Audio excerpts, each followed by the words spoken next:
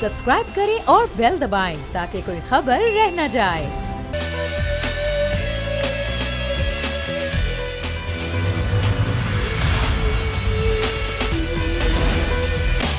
बिस्मिल्लाहिर्रहमानिर्रहीम एंड अस्सलामु अलैकुम। प्रोग्राम आज की ताज़ा खबर, मैं हूं आपकी होस्ट शाइस्ता शहजाद।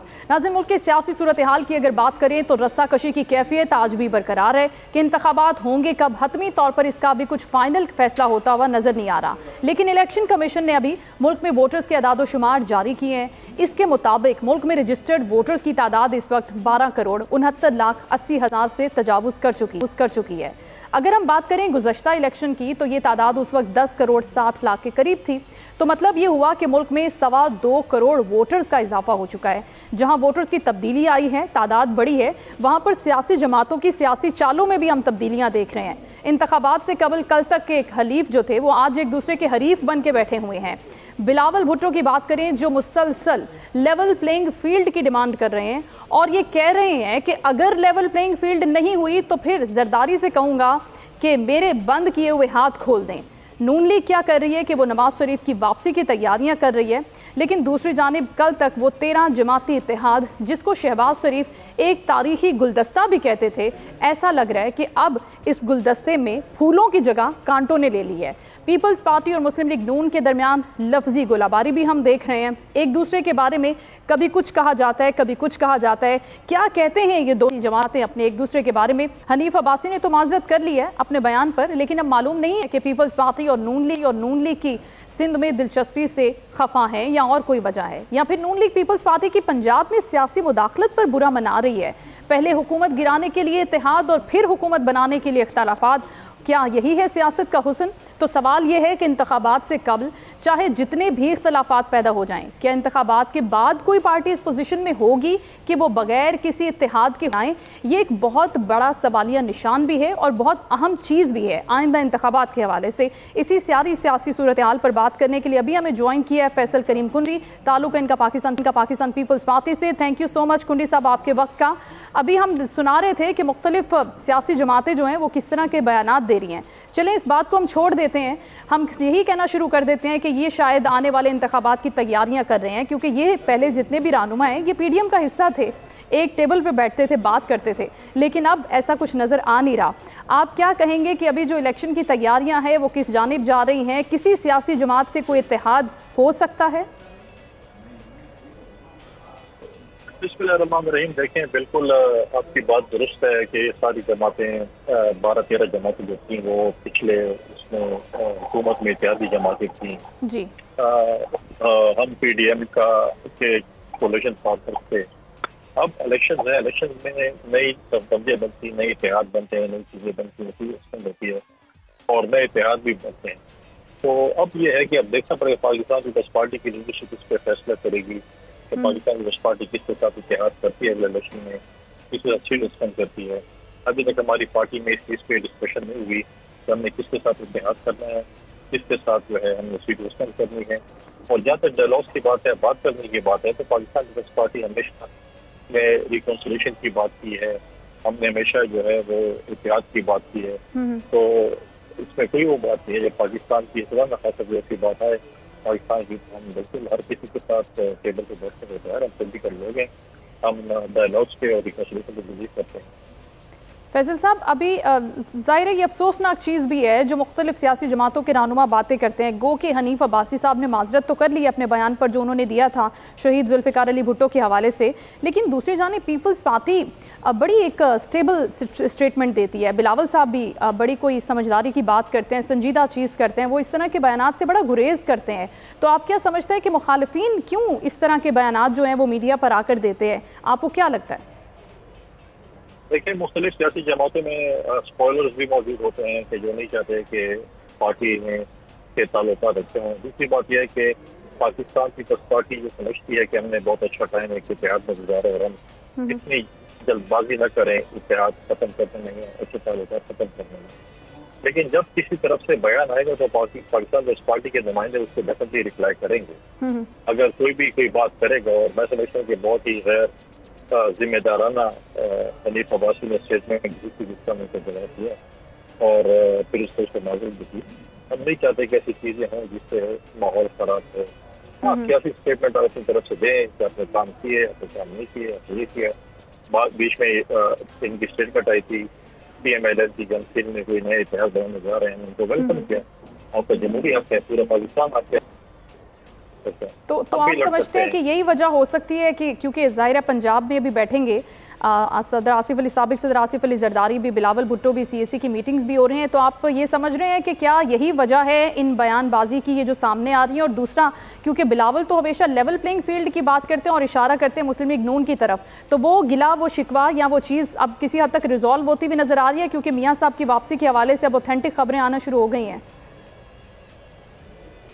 دیکھیں ہماری کسی کی میٹنگ ہوئی تھی اور یہ اختیار ہم نے سب نے پریزیڈنٹ زرداری صاحب کو دیے کہ وہ جا کر جو ہے وہ بات چیت کریں لیول پلینگ فیلڈ کے حوالے سے باقی سیاسی جماعتوں کے ساتھ سارے کے ساتھ. اور جہاں تک پنجاب میں بیٹھنے کا سوال ہے، دیکھیں پنجاب بھی، لاہور بھی پریزیڈنٹ زرداری کا بھی ہے، بلاول صاحب کا بھی، ہر پاکستان کے شہری کا ہے، سیاسی جماعت کا ہے. تو یہ تو کوئی کسی کی غلطی نہیں ہے، کسی کا ٹھیکہ تو نہیں ہے کہ آپ پنجاب میں نہیں آ سکتے یا لاہور میں نہیں آ سکتے یا پشاور یا کراچی یا بٹن نہیں جا سکتے. ہر کسی کو آزادی ہے گھومے پھرے اور اپنے. ہم یہ کہتے ہیں کہ اب ہم اپنی پرفارمنس پہ کی بنیاد پر عوام کے پاس جائیں گے. ہمیں سمجھ نہیں آ رہی کہ باقی سیاسی جماعتیں کیوں الیکشن سے گھبرا رہی ہیں. ابھی اگر آپ دیکھیں تو صرف بلاول صاحب بھی فیلڈ میں موجود ہیں، چاہے وہ سندھ میں تھے، چاہے وہ جنوبی میں تھے، چاہے وہ لاہور میں تھے، وہی موجود ہے، اپنی ایکٹیویٹیز کر رہے ہیں. باقی سیاسی جماعتیں تو بالکل خاموش ہیں، نہ ان کی لیڈرشپ کی ایکٹیویٹیز ہیں، کچھ کر رہے ہیں اور جو کر رہے ہیں ان پہ بھی تنقید کرے. ان کا حق ہے، ان کو حق ہے تنقید کرے. پھر جو تنقید کریں گے یا جو سوالات کریں گے، پھر ہم بھی جمہوری حق ہے ہمارا کہ ہم ان سوالات کے ان کے جوابات بھی دیں اور تنقید کو بھی کرائیں گے. بالکل ٹھیک. تھینک یو سو مچ فیصل صاحب آپ کے وقت کا، کیونکہ ہمیں کہ انتخابات اب قریب آ رہے ہیں اور اس کے ساتھ ساتھ مختلف سیاسی جماعتیں اپنی تیاریوں میں بھی کسی حد تک تیزی دکھا رہی ہیں. جیسے کہ مردم شماری کی اعداد و شمار سامنے آئے ہیں، ڈی لمیٹیشن کا معاملہ بھی اب بہت قریب ہے کہ وہ بھی مکمل ہو جائے گا، اور اس ساری صورتحال کے اندر مختلف سیاسی جماعتوں کے نقطہ نظر سے بھی ہم آپ کو آگاہ کر رہے ہیں. ارشد وورا صاحب نے بھی ہمیں جوائن کیا ہے. ارشد صاحب بہت شکریہ آپ کے وقت کا. آپ سے اکثر ہم بات کرتے ہیں کہ یہ جو سیاسی کشمکش رہتی ہے الیکشن سے پہلے، الیکشن کے بعد اگر وہ کسی اتحاد میں ایک ساتھ ہوتے ہیں تو کیا یہ بھی ان کے پرسنل انٹرسٹ ہوتے ہیں یا پھر عوام کے مفاد میں وہ ایک ساتھ بیٹھتے ہیں؟ کیونکہ اس سے پہلے تو ہم بڑے تند و تیز جملے سنتے ہیں ایک دوسرے کے بارے میں، بڑی اس طرح کی باتیں ہوتی ہیں جو دل کو جلاتی بھی ہیں سم ٹائمز. دیکھیں یہ تو ایک نیچرل فینومینا ہے. آپ کو بھی پتا ہے کہ جو ہمارے ملک میں اس وقت پولیٹیکل سچویشن ہے، جو سینیریو ہے، ڈیفینیٹلی کوئی بھی ایک پارٹی اس وقت جو ہے، میں نہیں سمجھتا کہ ایسی پوزیشن میں ہے کہ جو سویپ کر کے اور پورے پاکستان پہ سنگل پارٹی رول کرے.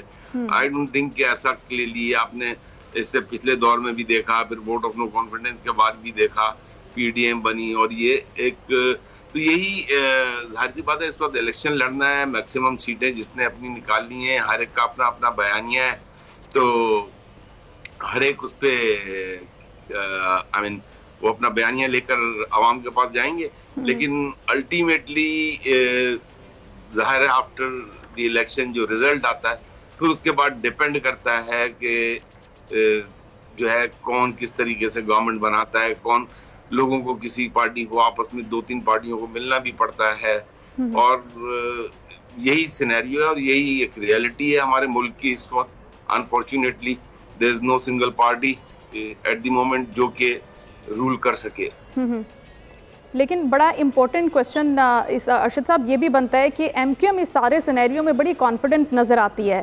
اب مصطفیٰ کمال صاحب کے سٹیٹمنٹ کو لے لیں، وہ کہتے ہیں کہ پی ٹی آئی یا جے آئی نے کراچی میں کچھ نہیں کیا، اگر کچھ کیا ہوتا تو پھر لوگ ایم کیو ایم کو بھول جاتے، تو لوگ ابھی تک ایم کیو ایم کو بھولے نہیں ہیں کیونکہ ان کی پرفارمنس اچھی ہے. تو یہی کانفیڈنس ہے. اب آپ نے تو اتحاد بھی بنایا ہے نیکسٹ الیکشن کے لیے. دیکھیں الحمدللہ آپ کے بیل میں ہے کہ جو بھی ڈیلیورنس کا لیول رہا ہے وہ ایم کیو ایم کے دور میں ہی رہا ہے، اور ظاہر سی بات ہے ایم کیو ایم کے جو سیگمنٹس ڈفرینٹ سیگمنٹس ہو گئے تھے وہ سارے اب ایک ہو جانے کے بعد جو کہ کراچی کی عوام کی بلکہ سندھ کے شہری علاقوں کی عوام کی ایک خواہش بھی تھی کہ یہ جو اسکیٹرڈ ہو گئے یہ سب اگر یونائٹ ہو جائیں تو اس سے اسٹرینتھ ملے گی اور پھر کراچی وہی ترقی کی راہ پر دوبارہ گامزن ہوگا. اور آپ ہسٹوریکلی بھی دیکھ لیں تو جو بھی ڈیلیورنس ہوئی ہے وہ ایم کیو ایم نے جب رول کیا اسی وقت ہوئی ہے. تو we are very much hopeful. دیکھیں سب سے بڑا ہمیں جو فائدہ ہوا وہ فائدہ یہ ہوا کہ مردم شماری جو 10 سال میں ہوتی ہے وہ 5 سال میں ہوئی, اور اس مردم شماری کے نتیجے میں بہرحال ان مردم شماری اٹس ناٹ ایکسیپٹیبل, بٹ اس کے باوجود کراچی کی اسٹرینتھ بڑھی. کراچی میں کراچی کو ایک قومی اسمبلی کی سیٹ بڑھ گئی کراچی کے لیے جو ہے 3 صوبائی اسمبلی کی سیٹیں بڑھ گئی, حیدرآباد میں صوبائی اسمبلی کی سیٹ بڑھ گئی. تو یہ ایک ایڈوانٹیج ہوا ہے. اور اب جو ہے we are focusing on delimitation اگر صحیح طرح اللہ کرے انشاءاللہ ہو جاتی ہیں تو میں یہ سمجھتا ہوں کہ پھر کراچی میں ایم کیو ایم اپنی اسی اسٹرینتھ کے ساتھ دوبارہ نیشنل اسمبلی کی سیٹیں بھی جیتے گی, کراچی اور حیدرآباد میں بھی, اور اندرون سندھ کے کچھ شہری علاقوں میں بھی انشاءاللہ. کراچی میں بھی اسی طریقے سے وہی اسٹرینتھ سے نیشنل اسمبلی اور پروونشل اسمبلی کی سیٹیں جو ہے وہ ایم کیو ایم جیتے گی. ٹھیک ہے, یہ تو وقت ہی بتائے گا وورا صاحب. اور دوسری جو بڑی امپورٹنٹ لاسٹ چیز آپ سے ڈسکس کرنا چاہتے ہیں کہ ابھی خیر تو ناصر حسین شاہ نے کہا کہ پی ٹی اے سے اتحاد کی کوئی بات ہو نہیں رہی, اور ویسے یہ بات زیر غور بھی نہیں ہے, لیکن اگر ایسا کچھ ہوتا ہے ہم ازیوم کر لیتے ہیں تو اس سے ایم کیو ایم یا پھر ایم کیو ایم کے کسی اتحادی کو تو کسی قسم کا کوئی اعتراض یا خوف نہیں ہے؟ نہیں, کس بات کا؟ دیکھیں لوگوں نے سب کو آزما لیا نا, پیپلز پارٹی کو بھی 15 سال آزما لیا. اب اگر پیپلز پارٹی کسی کے ساتھ اتحاد کرتی ہے تو اس کا مطلب پیپلز پارٹی کو سہارے کی ضرورت پڑ گئی ہے. تو ڈیفینیٹلی ایم کیو ایم کو کوئی فرق نہیں پڑتا ہے. ایم کیو ایم اپنی اسٹرینتھ کے ساتھ, ایم کیو ایم نے آلریڈی اپنا جو ہے الیکشن کی تیاریاں شروع کر دی ہیں, اور تقریباً روزانہ کی بنیاد پہ لیڈرشپ جو ہے وہ ہر علاقے میں جنرل ورکرز اجلاس کر رہی ہے, عوامی رابطہ مہم شروع ہو چکی ہے. تو we are already on our toes, اور ہم عوام میں نکل گئے ہیں, اور انشاءاللہ تعالی الیکشن میں ہمیں کافی بہتر طریقے سے کامیابی ہوگی انشاءاللہ. تھینک یو سو مچ ارشد وورا صاحب, آپ کے وقت کے لیے بات کر رہے تھے کہ معاملے کے اوپر اور سیاسی جماعتوں کے اتحاد کے اوپر. اور ناظرین, اس سارے پولیٹیکل سینیریو میں ایک چیز جس کا بڑی شدت سے سب کو انتظار تھا, اور بلاول بھٹو بھی اب جتنی بھی پریس کانفرنس سے اور بات کر رہے ہیں تو وہ لیول پلینگ فیلڈ کی ایک ٹرمینالوجی کا اسپیسیفکلی استعمال بہت زیادہ کر رہے ہیں کہ میاں صاحب واپس آئیں. اب میاں صاحب کی واپسی کی ڈیٹ تو دے دی گئی تھی, اب مریم نواز صاحبہ بھی جا رہی ہیں پاکستان سے خود لندن, اور پھر ان کے بعد پلان یہ ہے کہ وہ ان کے ساتھ ہی واپس آئیں گی. اب ان خبروں میں کتنی صداقت ہے اور کیا تیاریاں ہو رہی ہیں اس حوالے سے, وہاں پر کیا ہو رہا ہے, ہم جانیں گے. ہمارے رپورٹر ہیں لندن سے اور ہمیں جوائن کیا انہوں نے. تبریز, بہت شکریہ آپ کے وقت کا. ہم اس چیز کا انتظار کب سے کر رہے ہیں, تمام لوگ, مسلم لیگ نون تو خاص طور پہ کر رہی ہے اور ان کے اتحادی یا پھر ان کے مخالف تو کر ہی رہے ہیں. آپ یہ بتائیے گا کہ آپ کتنی تیاریاں دیکھ رہے ہیں میاں صاحب کی واپسی کے حوالے سے, جو ان کے معالج نے ان کو مشورہ دے دیا ہے کہ وہ چلے جائیں, واپس جا سکتے ہیں, کوئی کمپلیکیشن تو نہیں ہے؟ جی بہت شکریہ وقت دینے کا. میں آپ کو یہ بتاؤں کہ بڑی اہم میٹنگز ہوئی ہیں, اور ایک میٹنگ نہیں, میاں محمد نواز شریف اور وزیر اعظم سابق وزیر اعظم شہباز شریف کے درمیان متعدد بار ملاقاتیں ہوئے ہیں, جس میں فیملی کے لوگ شامل تھے, ان کے قریبی رفقا شامل تھے, جس میں انہوں نے یہ فیصلہ کیا تھا کہ 21 اکتوبر کو میاں نواز شریف صاحب جو ہے وہ واپس جائیں گے, جس کا اعلان سابق وزیر اعظم شہباز شریف نے کیا تھا. کچھ روز پہلے جو حتمی اجلاس ہوا تھا اس میں پاکستان سے جو ان کی قانونی ٹیم ہے ان کے ممبران بھی شامل تھے, اس میں وزیر خزانہ اسحاق ڈار بھی شامل تھے, شہباز شریف صاحب بھی شامل تھے, اس کے ساتھ ساتھ خواجہ محمد آصف بھی شامل تھے. آپ یوں کہہ لیں کہ جو نون لیگ کی سینئر لیڈر تھی وہ شامل تھی. تو اس میں یہ فیصلہ کیا تھا کہ میاں صاحب ہر صورت 21 اکتوبر کو پاکستان پہنچیں گے, اور اس پلان میں تبدیلی کی کوئی وجہ نہیں ہے. اور میں یہ کہہ سکتا ہوں کہ اس وقت تک ان کی جو تاریخ ہے اس میں رد و بدل کے کوئی امکانات نہیں ہیں. جب سپریم کورٹ نے ایک ڈیسیژن دیا نیب کیس میں تو اس کے بعد یہ ابہام کریٹ ہوا کہ ہو سکتا ہے کہ اب میاں محمد نواز شریف کی واپسی نہ ہو, جس پر انہوں نے اپنی لیگل ٹیم کو لندن میں طلب کیا, جس میں سابق وزیر قانون اعظم نذیر تارڑ اور عطا تارڑ شامل تھے, اور امجد پرویز جو سینئر ایڈوکیٹ ہیں وہ بھی شامل تھے. تو انہوں نے میاں محمد نواز شریف کو تفصیلی بریفنگ دی تھی کہ کسی طور پر بھی یہ جو فیصلہ ہے یہ آپ کے کیسز پر امپلیمنٹ نہیں ہوگا. اس لیے وہ یہ سمجھتے ہیں کہ میاں محمد نواز شریف کی پاکستان واپسی میں یہ فیصلہ رکاوٹ نہیں بنے گا. لیکن میں نے سوالات کیے عطا تارڑ سے اور ان سے پوچھا کہ یہ پاکستان کی عوام اور ہر شہری یہ جاننا چاہتا ہے کہ میاں محمد نواز شریف جب واپس آئیں گے تو وہ کون سا روٹ اڈاپٹ کریں گے جس میں ان کو سزا ہو چکی ہے, وہ عدالت کی ضمانت پر باہر پہنچے ہیں, اگر وہ جائیں گے تو کیا جیل جائیں گے یا وہ لاہور انٹرنیشنل ایئرپورٹ سے رائے گنج جائیں گے. تو ان کا یہ کہنا تھا کہ یہ وہ بات ہے جس پر ابھی ہم کوئی کمنٹ نہیں کرنا چاہتے.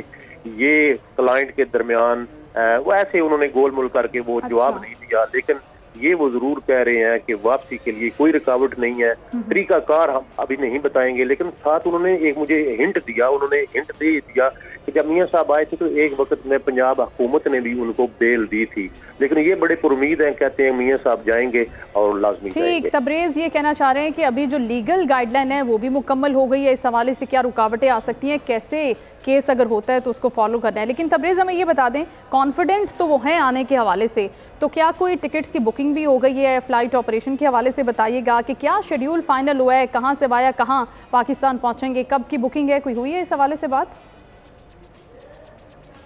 جی ڈاکٹر عدنان صاحب جو ہیں وہ بالکل موجود ہیں اور میاں صاحب فٹ فار ٹریول ہیں اور ان کو کسی قسم کی کوئی پریشانی نہیں ہے. پہلے جو سفر کر چکے ہیں دبئی کا, سعودیہ کا, یورپ کا, اور نہیں لگتا کہ اب ان کی جو ہے وہ بیماری کا کوئی ایشو بنے گا, کیونکہ اب پاکستان کے جو حالات ہیں وہ درست ہیں, سازگار ہے, اور وہاں سے بھی ان کو گرین سگنل مل چکا ہے, آ جائیں اور واپسی پہ ان کو کسی قسم کا مسئلہ نہیں بنے گا.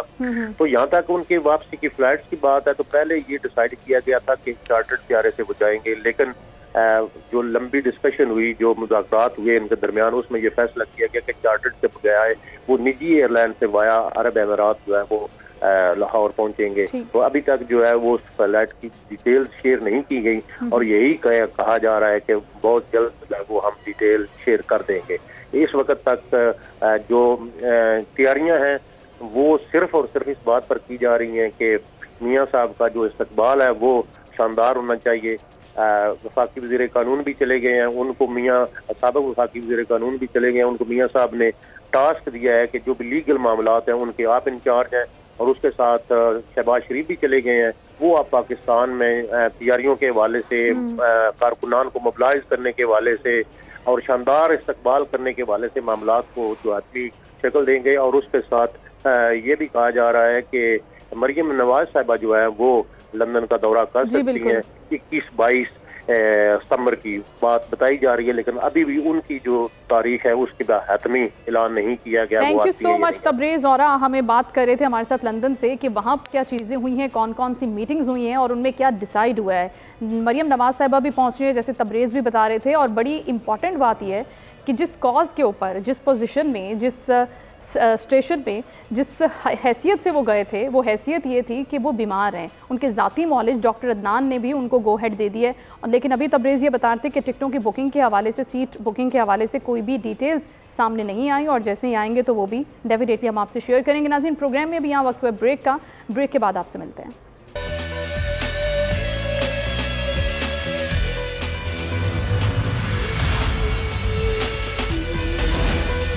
Once again welcome back to the show. ناظرین, اب ہمارا سیگمنٹ ہے کورٹ کی خبر. کورٹ کی خبر میں آج اسلام آباد ہائی کورٹ سے بھی 3 اہم خبریں ہیں جن کی سماعت ہوئی ہے, اس حوالے سے بھی بات کریں گے, اور سپریم کورٹ سے بھی ایک اہم خبر کی سماعت کو آج کے شو کا حصہ بنائیں گے.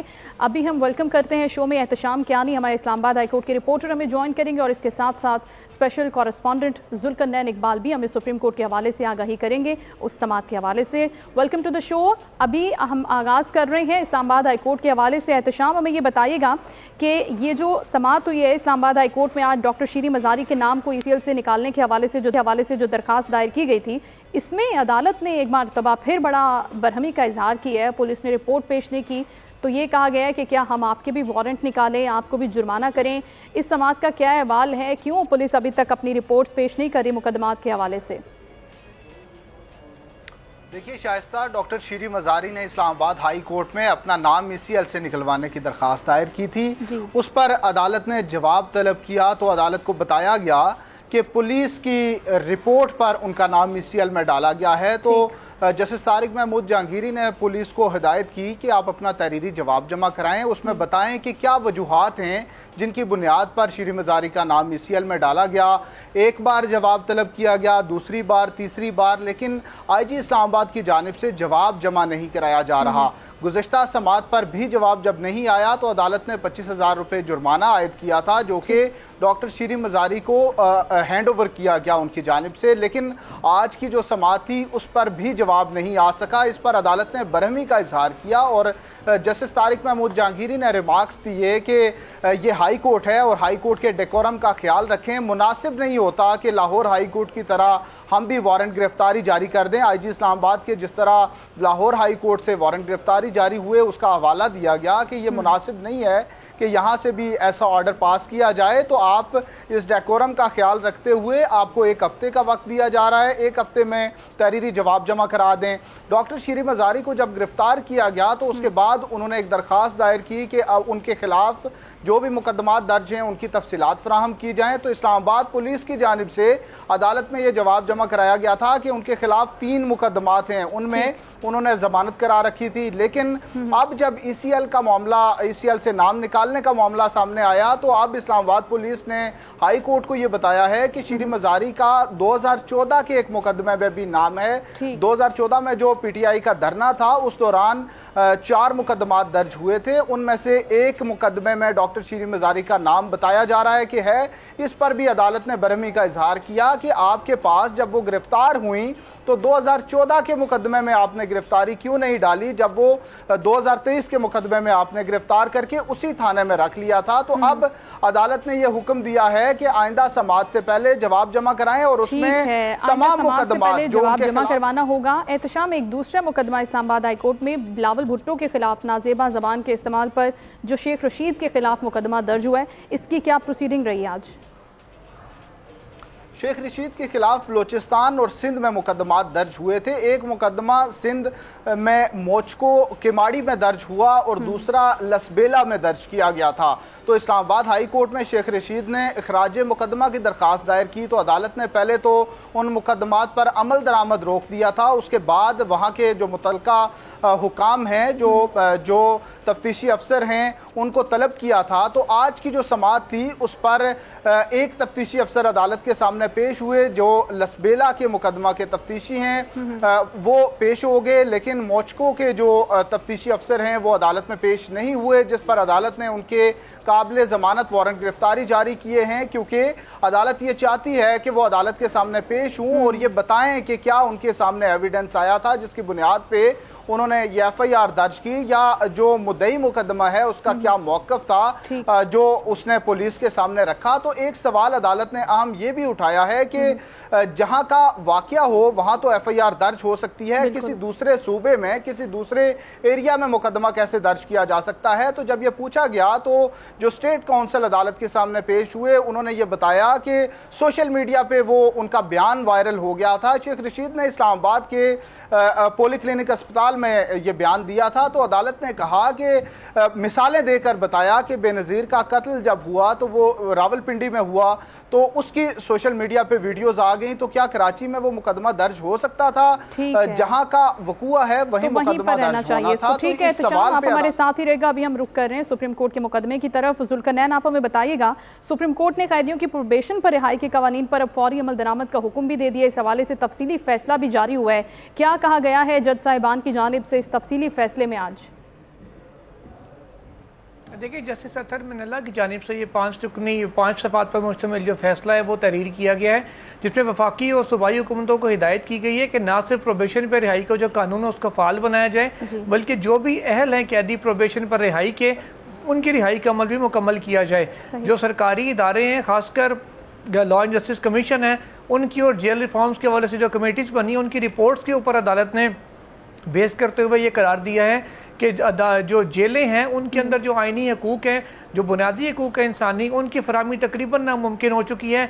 जेलों में जो ओवर क्राउडेड हैं, ज़रूरत से गुंजाइश से ज़्यादा जो कैदी रखे गए हैं, उनका भी जिक्र किया गया और कहा है कि जो कैद है बेसिकली ये जुर्म के एवज सिर्फ और सिर्फ इंसान की जो शख्सी आज़ादी होती है, आज़ादाना घूमने फिरने की जो एक उसकी आज़ादी है, जो उसका बुनियादी हक है, सिर्फ उसको कर्टेल किया जाता है, एक जगह उसको बंद करके बाकी जो उसके तमाम बुनियादी इंसानी हकूक़ हैं उनको ख़त्म नहीं किया जा सकता किसी भी सूरत, और उनकी फराहमी रियासत की ज़िम्मेदारी है, और अभी तक रियासत इस सारे में उनकी फराहमी में नाकाम नज़र आ रही है। इसलिए हिदायत की गई है वफाकी और सूबाई हुकूमतों को कि वो इस हवाले से अपना ना सिर्फ काम करें बल्कि जो कानून है उसको गैर फाल होने को फाल करें, और तमाम जो फौरी तौर पे अहल कैदी हैं उनकी रिहाई का अमल मुकम्मल किया जाए, और रियासत अपना किरदार इस हवाले से अदा करे। खासकर हुकूमतों को इस हवाले से पाबंद किया गया है सुप्रीम कोर्ट की जानिब से। ठीक है जुल्करनैन, आप हमारे साथ ही रहे। अभी हम एहतशाम से एक और खबर के बारे में क्विकली जान लेते हैं कि मजहबी बुनियादों पर नफरत फैलाने के इल्ज़ाम में जो दहशतगर्दी का मुकदमा दर्ज हुआ है मुस्लिम लीग नून के रहनुमाओं के हवाले से, उसका क्या आज का अहवाल रहा है समात का? जी एहतशाम। देखिए, ये मियाँ जावेद लतीफ़, मरियम औरंगज़ेब और पीटीवी के जो सेक्रेटरी इत्तलात और पीटीवी के अफसरान के खिलाफ मुकदमा दर्ज हुआ था, और एक नहीं दो मुकदमात थे। एक मुकदमा लाहौर और दूसरा पेशावर में दर्ज किया गया था। पीटीआई की हुकूमतें थी दोनों सूबों में, तो उस वक्त ये के दर्ज मुकदमात हैं। लेकिन इन मुकदमात में भी अदालत ने जो तफ्तीशी अफसरान हैं उनको तलब किया था। तो लाहौर के मुकदमे की अपडेट ये बताई गई है कि वो मुकदमा खारिज करने की कार्रवाई शुरू कर दी गई है। जो मुद्दई मुकदमा है उसने पुलिस के सामने पेश होकर बयान दिया है कि वो इस केस को आगे नहीं बढ़ाना चाहता। तो ये बताया गया है अदालत को कि अब लाहौर की जो मुतलका अदालत है उसमें जो आइंदा समात होगी उस पर ये मौक़िफ़ के साथ रिपोर्ट जमा कराई जाएगी और ये मुकदमा खारिज करने की इस्तदा की जाएगी। Thank you so much Ehtesham क़यानी और जुल्करनैन इकबाल, हमें कोर्ट का थे जितनी भी खबरें थी आज, जो भी प्रोसीडिंग थी। Thank you so much. अभी नाज़रीन आगे बढ़ते हुए हम बात करते हैं डॉलर रेट के हवाले से। आपको बताते चले कि इंटर बैंक में मजीद तनज़ुली हुई है डॉलर की, और इसके साथ साथ ओपन मार्केट में भी हम गिरावट का शिकार देख रहे हैं। लेकिन किस हद तक ये जो जितने भी क्रैकडाउन के सारे मामलात चल रहे हैं और ब्लैक मार्केटिंग के हवाले से, ग्रे मार्केटिंग के हवाले से जो चीज़ें चल रही हैं, ये कितनी सस्टेनेबल हैं, हम क्विकली जान लेते हैं। अब किया है सदर फॉरेक्स एसोसिएशन मलिक बोस्तान साहब ने। Welcome to the show Malik साहब, बहुत शुक्रिया आपके वक्त का। ये बताएगा कि ये क्रैकडाउन के नतीजे में जो अभी पैसे कम हो रहे हैं, डॉलर की कदर कम हो रही है, ये कब तक सारा मामला चलेगा, मिनिमम क्या रेट हो सकता है, और अभी जो मुस्बत आगाज़ हुआ है स्टॉक एक्सचेंज में, इसको आप किस तरह से देख रहे हैं आने वाले दिनों में? उसमें बड़ा ही अच्छा देखा जा रहा है, और क्रैक डाउन की वजह से सारा क्रैक आर्मी चीफ हो जाता है जिन्होंने ये टास्क फोर्स बनाई और सारी पूरे पाकिस्तान में ऑपरेशन शुरू हुए, और इसका नतीजा ये निकला कि पूरी कौम एक मायूस थी और कुरान की उम्मीद पैदा हो गई है, और अल्लाह ताला पाकिस्तान को इस मायूसी से निकालेगा और अपने पाँव पे खड़ा रहेगा। आपने देखा डॉलर का रेट 330 से कम होकर आज 295 पे आ गया। ये बड़ा अल्लाह का करम है कि पिछले चंद दिनों में यानी 40 रुपये गिर जाना डॉलर का बहुत बड़ी बात है। और उसके साथ ही एक्सचेंज कंपनियों का वॉल्यूम बहुत ज्यादा बढ़ गया। पहले ये सिर्फ क्रैक डाउन से पहले सिर्फ $5 मिलियन एक्सचेंज कंपनी इंटरबैंक में सिलेंडर कर रही थी, अब जो $15 मिलियन तक वॉल्यूम चला गया, क्योंकि जैसे ब्लैक मार्केट वाले थे वो अंडरग्राउंड हो गए या पकड़े गए। तो इसके साथ साथ मीडिया में जो है जो एक्सचेंज कंपनियों का रोल बेहतर हो रहा है, और मीडिया में ये खबरें भी मायूसी फैलाई जा रही है कि एक्सचेंज कंपनी को बंद किया जाएगा। इससे बड़े खौफ हरास है। आज भी मैंने आला हुकाम से इस सिलसिले में बात की, हुकूमत से बात की कि ये मीडिया में खबरें आ रही हैं, तो उन्होंने कहा जी पूरा इल्जाम जो है ये जिम्मेदार एक्सचेंज कंपनियों को ठहराया जा रहा है। एक्सचेंज कंपनियां बिल्कुल मुल्क के लिए काम कर रही है और काम करती रहेगी। हमने हमेशा मुश्किल वक्त में पाकिस्तान को अब तक $50 बिलियन लेके आ रहे हैं, और 20-30 अरब हमने गवर्नमेंट को डॉलर दिए और 20 अरब आवाम को दिए। हमारे एक बड़ा अहम रोल है, और हम उन लोगों के बिल्कुल खिलाफ हैं जो मुल्क के खिलाफ कर रहे हैं या उड़े हवाला कर रहे हैं या गैर कानूनी करेंसी का कारोबार, उनका बिल्कुल सपोर्ट नहीं करेंगे। उन लोगों को डरने की जरूरत नहीं है, आप ये कहना चाहते हैं? क्योंकि हम देख रहे हैं कि हवाला हुंडी के खिलाफ भी बड़ी कार्रवाइयां हो रही हैं जो इलीगल काम कर रहे हैं। हमने कहा उनको हम बिल्कुल सपोर्ट नहीं करेंगे, लेकिन ये जो लोग सही कर रहे हैं उनको हमें आपको प्रोटेक्शन की जरूरत है, अप्रिशिएट करने की जरूरत है, ताकि पाकिस्तान में क्योंकि जब से ये खबरें आई हैं तो बाहर का जो बड़ी इंटरनेशनल मनी ट्रांसफर कंपनियां वो बड़ा हमारा उनके जरिए $3 अरब आता है एक्सचेंज कंपनी के जरिए सालाना। तो बहुत थोड़े से वो लोग भी खौफजदा हैं कि पाकिस्तान की एक्सचेंज के किसी वक्त अगर बंद हो जाती हैं तो अगर इंडस्ट्री उनके जरिए हो गई हमारे फंस ना जाए। तो मैंने ये चीज भी उन्हें बताई है, इसको जो है बड़ा गंडा न किया जाए। जो लोग आए उनको जो है पूरी दुनिया में ढिढोरा क्यों पीक रहे हैं, पहले भी आपने ढिढोरा पीक क्योंकि पाकिस्तान को ग्रे लिस्ट में शामिल कराया था, शामिल कराना चाहते हैं। जो लोग गलत है उनके खिलाफ कार्रवाई करें और FIR काटें और ट्रायल करें। ये हर आदमी बढ़ चढ़ के अपनी एक कारनामा दिखाने की कोशिश कर रहा है, ये कोई कारनामा नहीं है, मुल्क की बदनामी हो रही है। تو میں چینج کمیوں کو یہ خوف، انہوں نے کہا یہ خوف زیادہ ہونے کی ضرورت نہیں ہے، جو لوگ صحیح کام کر رہے ہیں ان کو ہم بالکل اپریشیٹ کریں گے، جو غلط لوگ ہیں ان کو ہم چھوڑیں گے بھی نہیں، ہم نے بالکل ہم آپ کے ساتھ ہیں۔ تو یہی اسی کا نتیجہ ہے، آج اللہ کا شکر ہے پاکستان میں ہر طرح کی چینی کی قیمتیں کم ہوئی ہیں، اور اللہ کرے گا یہ جو پیٹرول کی ڈیزل کی قیمتیں بجلی کی بڑھی ہیں، اس سے تھوڑا سا نیگیٹو امپیکٹ ضرور ہے، لیکن آنے والے دنوں میں یہ بھی انشاءاللہ آپ دیکھیں گے کم ہوگا، روپیہ جو ہے آپ دیکھیں گے چند دنوں میں 270 سے کم ہو کے 250 روپے 240 تک بھی جا سکتا ہے۔ اچھا۔ یہ بلومبرگ کی رپورٹ ہے، ہماری رپورٹ نہیں ہے۔ آپ نے دیکھا انہوں نے کہا پاکستانی روپے بہت زیادہ انڈر ویلیو ہے۔ افغانستان جس کا روپیہ ابھی 78 روپے ڈالر کے مقابلے میں، انڈیا 80 روپیز ہے، بنگلہ دیش 95 ہے۔ ہم نے کیا گناہ کیا؟ ہمارا گناہ یہ ہے کہ ہم پاکستانی روپے میں انویسٹمنٹ نہیں کرتے، اپنے روپے کی قدر نہیں کرتے، تو دنیا کیا قدر کرے گی؟ میں عوام سے اپیل کروں گا اپنے روپے کی خود ہی قدر کرنی ہوگی اور اس کو خود ہی بڑھانا ہوگا۔ تھینک یو سو مچ ملک صاحب آپ کے وقت کا، اور اچھی خبریں انہوں نے دی ہیں یہ کہ اب یہ مزید نیچے آ جائے گا تو انویسٹمنٹ کو بڑھانا ہوگا۔ ناظرین پروگرام میں آگے بڑھیں گے اور ایک اہم سٹوری کے اوپر ہم بات کرتے ہیں۔ کسی نے کیا سچ ہی کہا ہے کہ انسان چاہے چاند پر پہنچ جائے لیکن اگر اس میں انسانیت نہیں تو اس میں اور جنگلی جانور میں رتی برابر کوئی فرق نہیں۔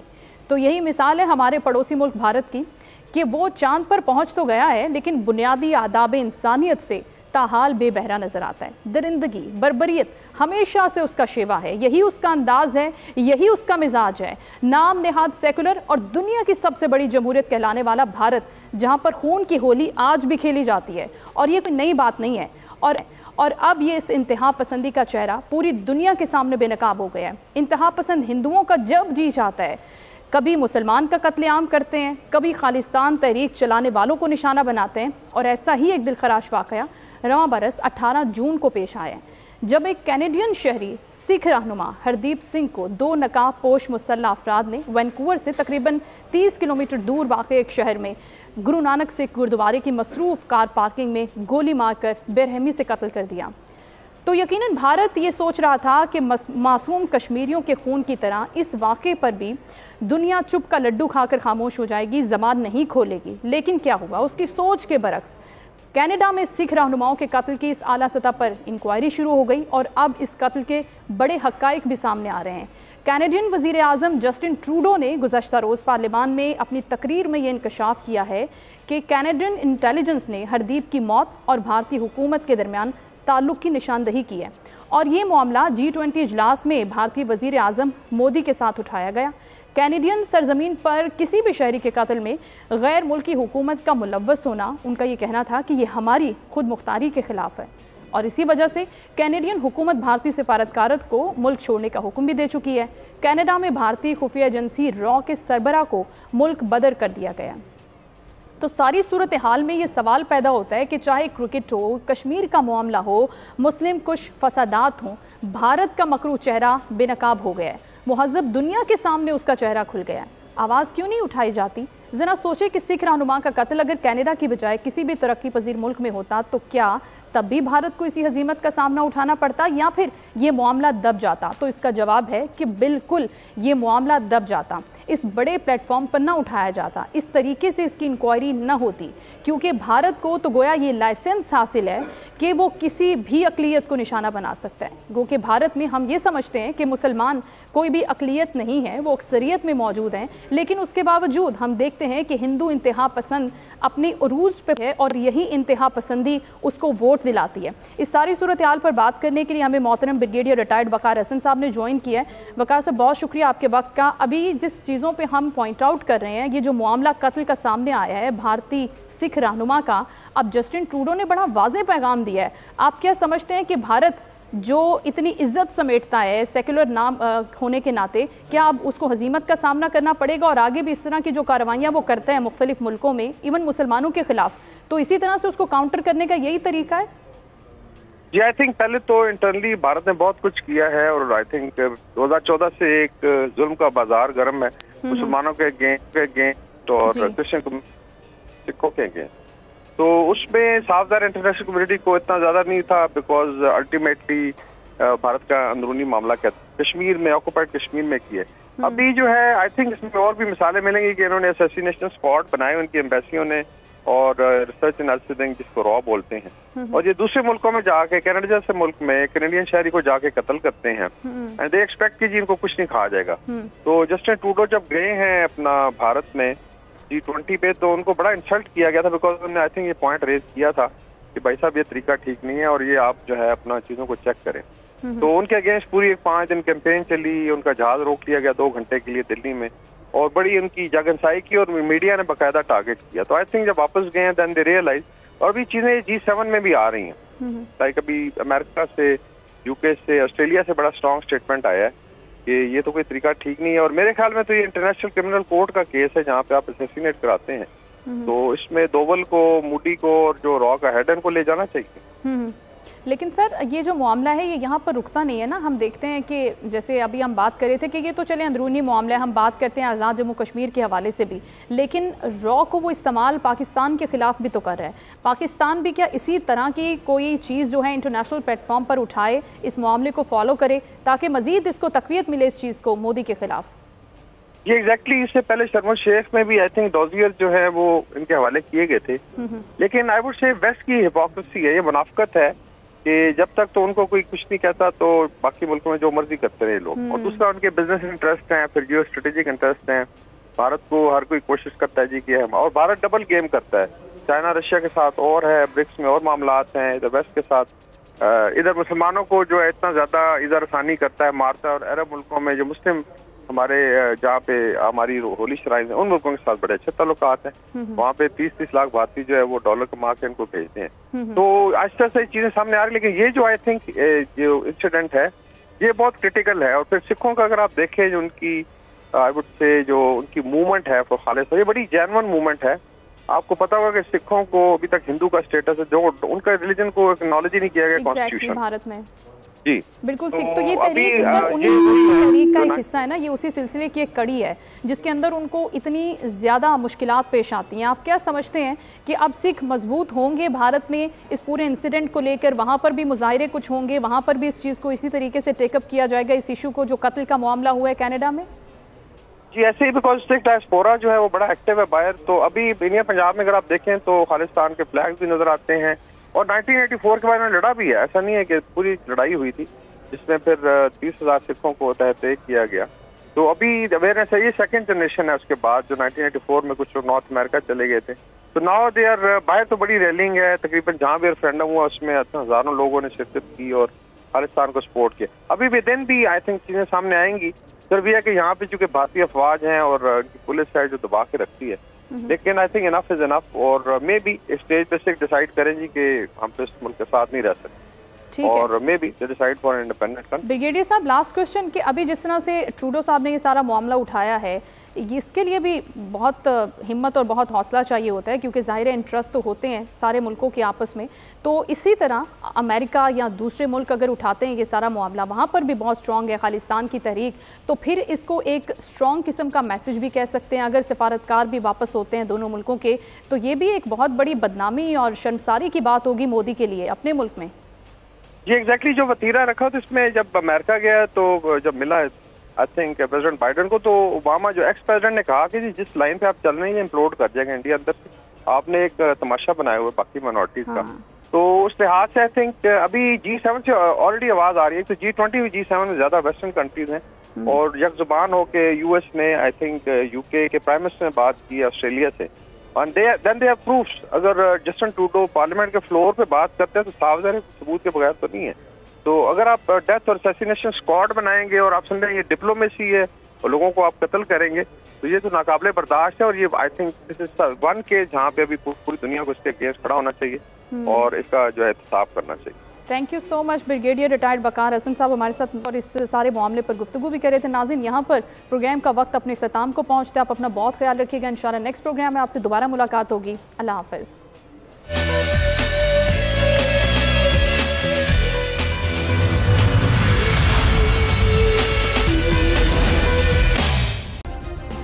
سبسکرائب کریں اور بیل دبائیں تاکہ کوئی خبر رہ نہ جائے.